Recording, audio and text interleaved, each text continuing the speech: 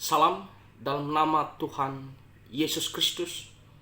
Saudara-saudara, manusia hanya menginginkan segala materi yang ada di dunia ini.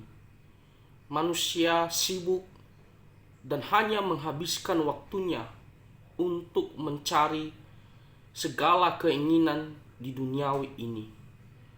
Akibatnya mereka tidak ingat lagi bahwa hidup ini hanyalah sementara. Mereka berpikir bahwa hidup di dunia ini adalah selama-lamanya. Oleh karena itu, mereka mengatakan bahwa segala sesuatu di dunia ini adalah segala-galanya, tujuan akhir hidup mereka. Bahkan mereka tidak ingat lagi tentang Tuhan.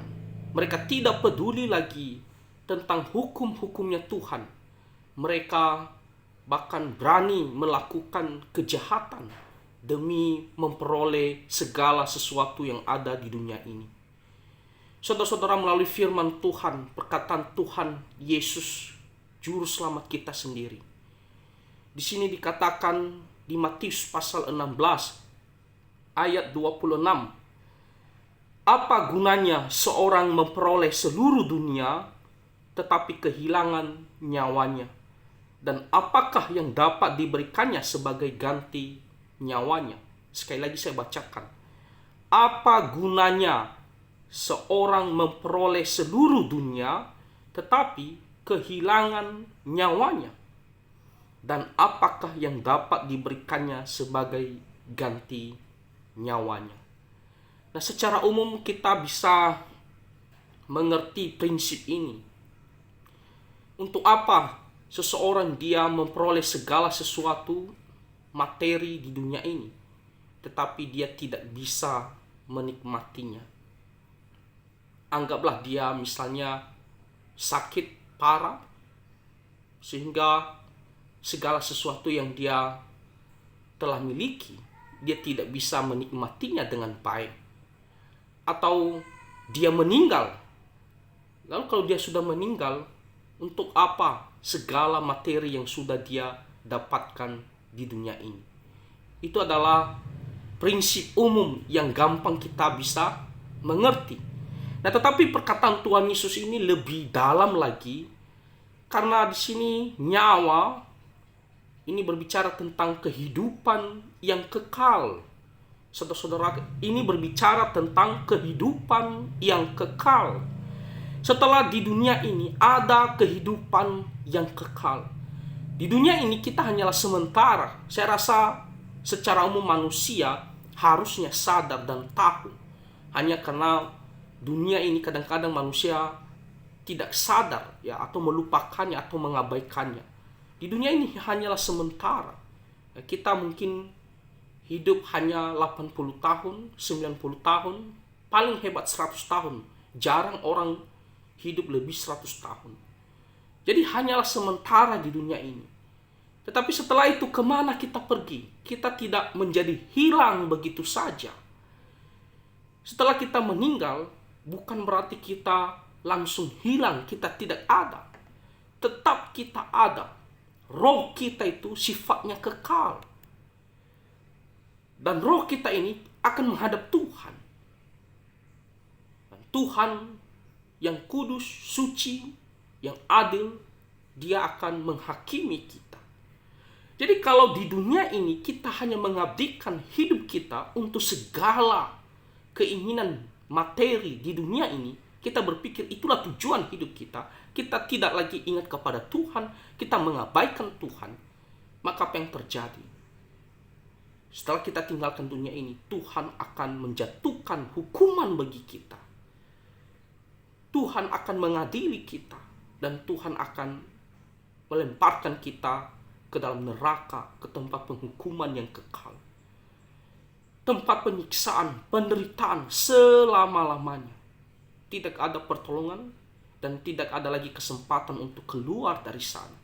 Selama-lamanya kita akan menderita di dalam neraka, saudara-saudara. Tetapi kalau kita mencari Tuhan, kita datang kepada Tuhan, kita ikut Tuhan Yesus, kita mengatakan itulah tujuan hidup saya, maka ketika kita meninggalkan dunia ini, ada kehidupan yang kekal yang Tuhan sediakan bagi kita, yaitu surga, di mana Tuhan Yesus berada. Kita memiliki rumah di surga, tempat di surga, dan kita akan hidup di sana dengan penuh damai, sejahtera, sukacita. Itulah kehidupan yang sejati.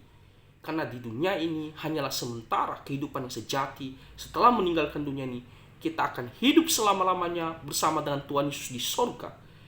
Pada akhir zaman kita akan dibangkitkan kembali, dan kita akan hidup di dalam tubuh kemuliaan selama-lamanya dengan penuh sukacita. Itulah kehidupan yang sejati. Oleh karena itu, selama di dunia ini, kita harus sadar dunia ini, segala sesuatu yang ada di dalamnya bukanlah yang paling utama atau segala-galanya. Jangan kita hanya memikirkan, menghabiskan waktu, kita hanya mengejar tujuan hidup kita, segala sesuatu yang ada di dunia ini. Kalau selama ini kita hidup seperti demikian, kita harus bertobat. Apalagi kalau kita rela melakukan segala kejahatan demi mendapatkan segala keinginan di dunia ini. Kita harus bertobat. Kita harus segera datang kepada Tuhan Yesus. Tuhan Yesus, ampuni dosa saya. Tuhan, saya mau percaya kepada Engkau. Saya mau mengikut Engkau. Engkaulah segala-galanya. Ampuni dosa saya. Jangan hanya demi urusan duniawi ini kita melupakan Tuhan. Jadi saudara-saudara, bagi kita yang selama ini hidup hanya untuk segala materi duniawi, bertobatlah. Tinggalkanlah cara hidup seperti demikian dan ikutlah Tuhan Yesus. Bagi kita orang-orang yang sudah percaya, ingat, kita sudah orang percaya, sudah diselamatkan. Jangan sampai kita tidak ingat yang namanya ibadah. Jangan sampai kita tidak ingat lagi perintah-perintah Tuhan. Saudara-saudara, kita harus selalu beribadah. Jangan hanya demi materi kita tidak lagi beribadah kepada Tuhan.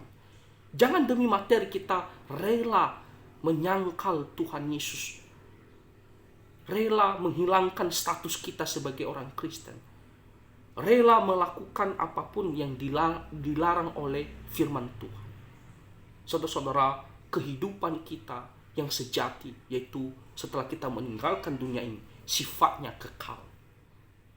Tuhan Yesus mengatakan, apa gunanya seorang memperoleh seluruh dunia tetapi kehilangan nyawanya, hidupnya, yaitu dia akan dihukum ke dalam neraka, dia akan binasa, menderita selama-lamanya di dalam neraka. Itulah maksudnya kehilangan nyawanya, sifatnya kekal, dihukum di dalam neraka, menderita, sakit.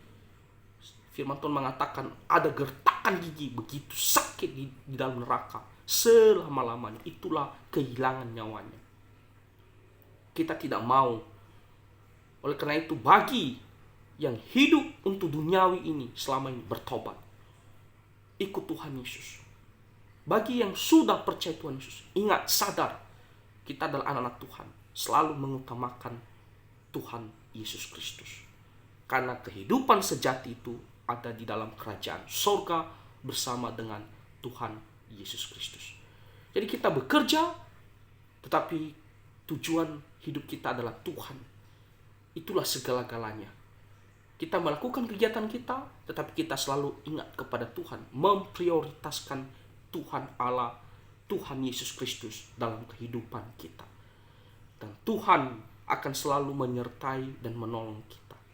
Kiranya firman Tuhan ini bisa menjadi berkat dan penolong bagi kita semua. Tuhan Yesus memberkati. Amin.